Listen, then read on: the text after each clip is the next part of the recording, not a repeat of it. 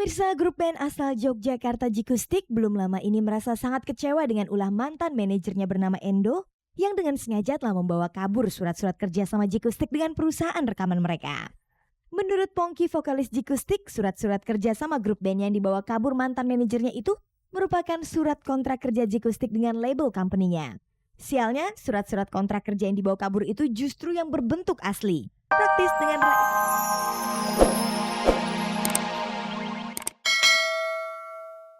Lucy. Dalam catatan perjalanan sinematografinya, ternyata Andre sudah bermain dalam 7 judul sinetron. Begitu pula dengan Duta yang biasanya tampil malu-malu di atas panggung bersama rekan-rekannya di Sheila on 7. Di luar dugaan, ternyata Duta sanggup mengaktualisasikan dirinya sebagai pemain sinetron yang profesional. Begitu juga dengan Lucky yang memulai karirnya di grup band Elemen. Rupanya Lucky juga mahir mengolah aktingnya di dunia seni peran. Pemunculan nama-nama penyanyi itu dalam jagat sinetron Indonesia tentu saja mengundang sejumlah pertanyaan banyak orang.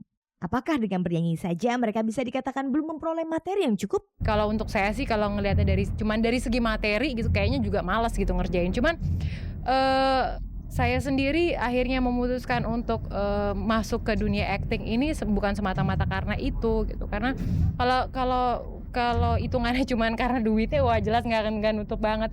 Cuman funnya tuh fun banget gitu loh. Terus di sini aku bener-bener excited gitu ngerjainnya. Karena ini bener-bener hal yang baru untuk aku. Kalau nyanyi itu senangnya kita nggak perlu kerja capek-capek. Paling maksimal 2 jam, 3 jam kita show selesai dapat uang. Tapi kalau sinetron kan butuh waktu, butuh ya lama lah, termnya lama.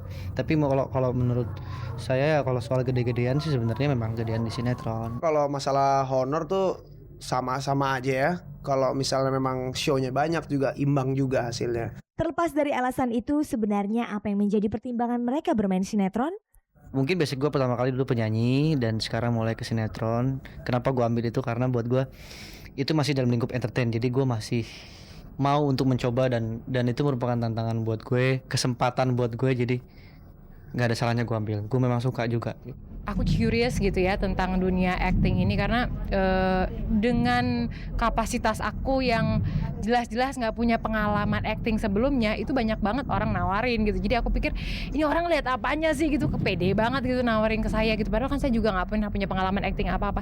Tapi ngelihat dari situ saya jadi penasaran sendiri, gue bisa nggak ya gitu. Kalau sinetron itu kebetulan sebelum band ini mulai rekaman udah pernah ikutan sinetron, terus pas ditawarin pertama kali ditawarin sinetron lagi pas udah bergabung sama Elemen itu saling mendukung gitu. Jadi gue juga nawarin wah lagu gue jadi soundtrack ya gitu, terus mereka juga setuju, jadinya ada imbal balik.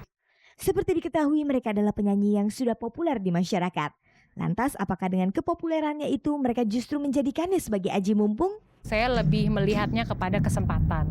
Karena gini, saya harus tahu kemampuan saya gitu loh. Saya harus tahu benar saya ini punya kemampuan di bidang apa saja sih gitu. Jadi jangan sampai pada akhirnya saya nggak tahu sesuatu tentang diri saya gini. Artinya gini, taruhlah seandainya saya punya talent lain di luar nyanyi gitu. Tapi sampai kapanpun saya nggak akan pernah tahu karena saya nggak pernah coba. Gue memang akui itu aji mumpung. Dan gue rasa ya sudah seharusnya kita memanfaatkan kesempatan itu. Siapapun orang kalau ada kesempatan di saat dia lagi di atas, kenapa nggak diambil? Karena kesempatan tidak datang 2 kali loh gitu loh.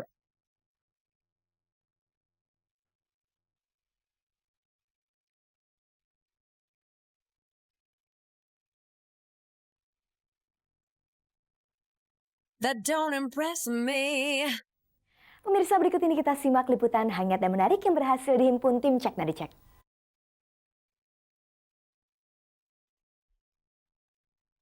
I don't want another heartbreak. I don't need another turn to cry. No. Pemirsa, Minggu 11 Agustus lalu pasangan Yuni Syara dan Henry Siahaan menggelar acara syukuran untuk mencatatkan pernikahan mereka yang telah memperoleh legitimasi hukum pernikahan di Perth, Australia pada tanggal 17 Agustus lalu. Acara yang dihadiri keluarga, famili, sejumlah pejabat penting dan teman-teman dekat Yuni dan Henry di kediaman orang tua Yuni di Bekasi, Jawa Barat ini sekaligus untuk mencatatkan legalitas pernikahan mereka pada lembaga perkawinan yang berlaku di Indonesia. Layaknya sebuah acara pernikahan, usai legalitas pernikahannya dicatat oleh pejabat kantor catatan sipil, Yuni dan Henry langsung melakukan sungkem kepada orang tua masing-masing dengan derai air mata bahagia. Uniknya keseluruhan acara itu digelar di sebuah taman di depan rumah orang tua Yuni.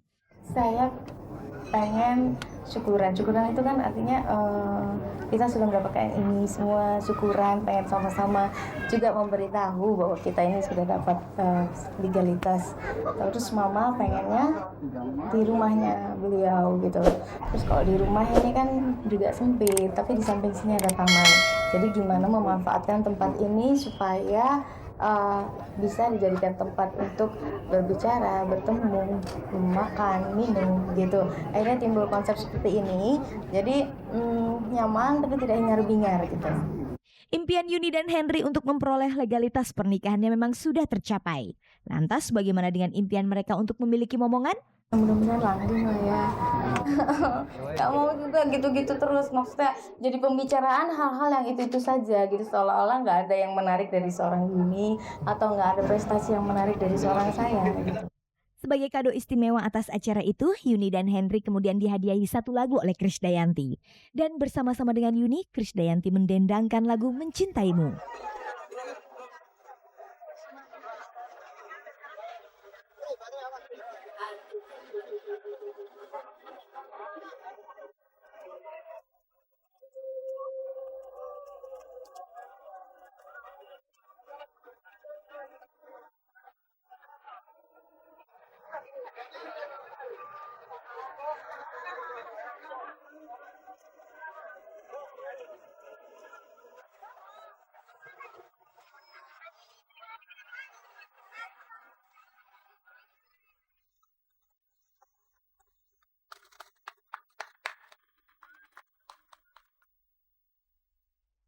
Pemirsa, saat manajer mereka keluar, grup band Jikustik menjadi kerepotan.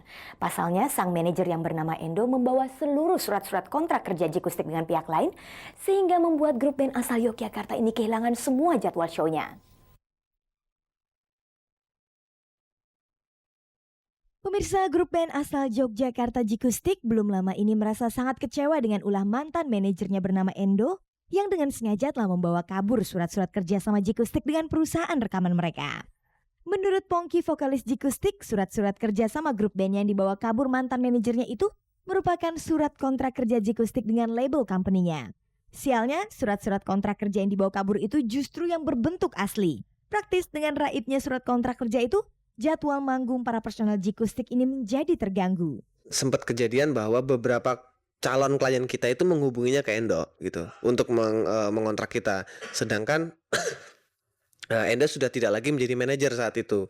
Nah, akhirnya job itu nggak masuk ke kita, gitu, nggak masuk ke kita dan kita taunya setelah berapa bulan kemudian mereka komplain kok harganya segini, terus kok kita nggak ada tanggapan gitu loh. Kita nggak pernah merasa dihubungi gitu. Oh kemarin saya sama orang ini, oh itu udah enggak gitu. Maksudnya sekarang yang baru gitu. Ini namanya, oh mereka baru tahu. Nah makanya beberapa waktu yang lalu saya sempat bikin pernyataan di media massa bahwa Endo sudah tidak lagi menjadi manajer, bukan dengan alasan apa-apa, cuman untuk supaya klien kita lebih mudah menghubungi. Sebenarnya sudah sejak kapan para personel Jikustik mengetahui kalau surat kontraknya itu masih ada di tangan mantan manajernya? Kita lupa ngecek ya beberapa surat penting gitu. Dan ternyata justru surat yang paling penting itu yang masih dibawa dia gitu. Dan dia sendiri mengakui kalau bawa gitu, bohong kalau dia bilang enggak gitu ya, misalnya nanti dia bilang, karena dia mengakui di depan anak-anak bahwa dia masih bawa itu dan belum dikembalikan. Kita taunya baru 3 bulan yang lalu lah gitu. Dan kita menunggu selama itu untuk dia kembalikan gitu. Apakah mereka tahu alasan surat kontrak kerja itu belum dikembalikan? Saya nggak tahu, itu kita belum selesaikan, belum pikirkan seperti apa. Dan mudah-mudahan segera dikembalikan. Begitu dikembalikan ya sudah, kita nggak nganggap masalah gitu. Lantas usaha apa saja yang mereka lakukan agar surat-surat kontrak kerjanya itu dikembalikan? Apakah mereka sudah menghubungi mantan manajernya itu?